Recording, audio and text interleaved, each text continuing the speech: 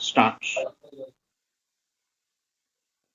Dear shareholders, I welcome you all to this ninth general meeting of the company. The annual report has been with you for some weeks, and you will have noticed with some satisfaction that your company has performed remarkably well despite the adverse market and economic conditions. The year was characterized by continuing recession in several segments of Indian industry, particularly consumer durables. We estimate that the sale of watches by the four key Indian producers declined to a certain extent. In contrast, our watches were in good demand, but the sales in the last 4 months of the year were affected by social and political disturbances in many urban centers.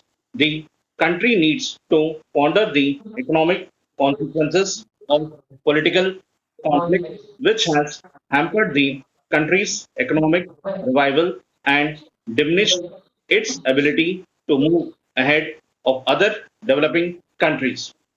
The consumer sentiment, which is an important factor in the sale of consumer durables, remained low throughout the year because of political uncertainties. The erosion of assets on the stock exchanges restricted money supply. The high rates of interest also were responsible for lower sales. Competition was fierce throughout the year.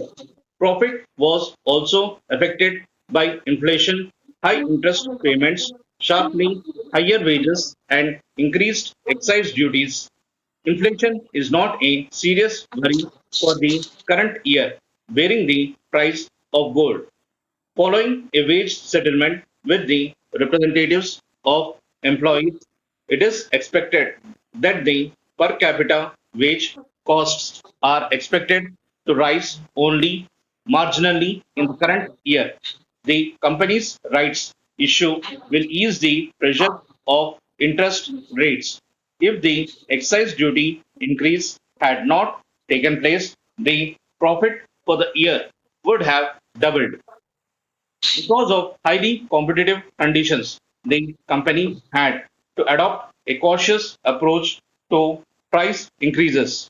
We now believe that we were more cautious than warranted and have therefore taken remedial action in the first quarter of this year, which should certainly reflect in the profit performance of the next year. Shareholders will be happy to know that your company has performed very well in the first quarter of the current year. We are looking forward with renewed confidence to a bright and rewarding year.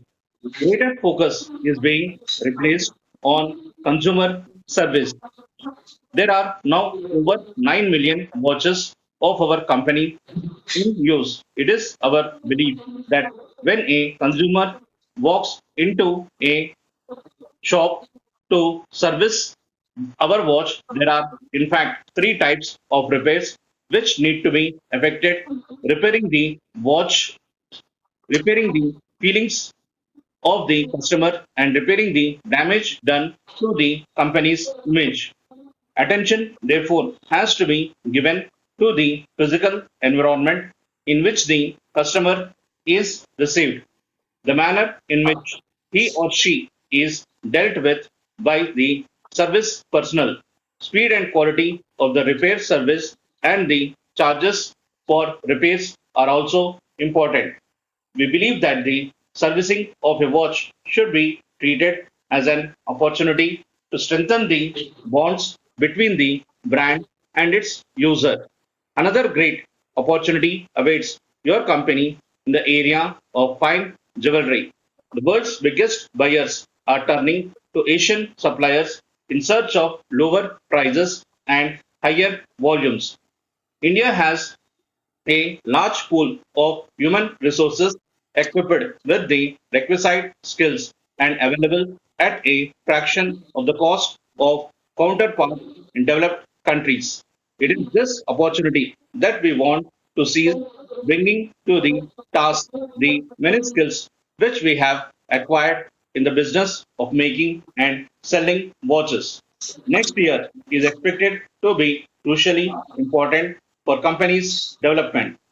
My dear Prime Minister, I address you for the second time so soon after the first because the statement about the situation in India made in Parliament by the Secretary of State indicate a degree of complacency on his part, which to one on the spot seems scarcely justified.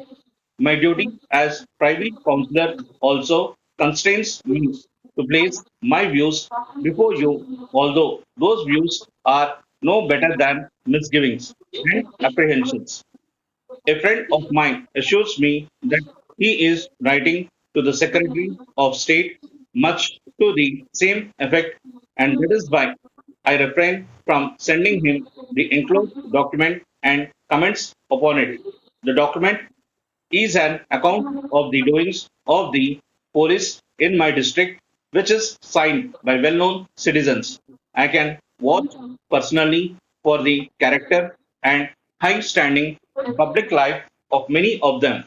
If a public inquiry is refused and the government deny the facts in the legislative council, the likelihood is that 9 out of 10 intelligent persons would believe the version of the signatories without hesitation.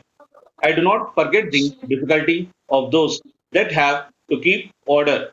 Non-violent civil disobedience is a novel method of agitation, and the public sympathy and attention which the agitators obtain put the authorities in an awkward position. But there are remedies. The one that the government have chosen is open to the gravest objections.